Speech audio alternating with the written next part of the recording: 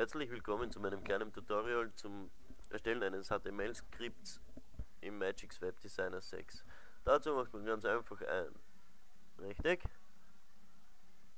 dann klickt man mit der rechten Maustaste drauf, geht auf Web-Einstellungen, Platzhalter in HTML-Code ersetzen. Ich habe dann schon von einer gratis Homepage onlyfree.de ein Skript gefunden, kostenlose Online-Games für deine Homepage. Ich habe das da schon mal kopiert.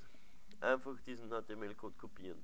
Es gibt hunderttausende Skripts im Internet, die kann man sich von verschiedensten Seiten zusammensuchen, vom Counter, Domains, Fanshop, Forum und so weiter.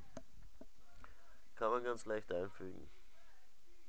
So, dann einfach einfügen, mit HTML-Code ersetzen, übernehmen, okay. So, jetzt hätten wir das fertig, jetzt braucht man nur mehr aktuelle Seite exportieren und Vorschau anzeigen. So, und schon hat man seinen Game Room. Da sind wirklich sehr viele Spiele dabei. Und funktioniert einwandfrei. Okay, danke, bis zum nächsten Mal.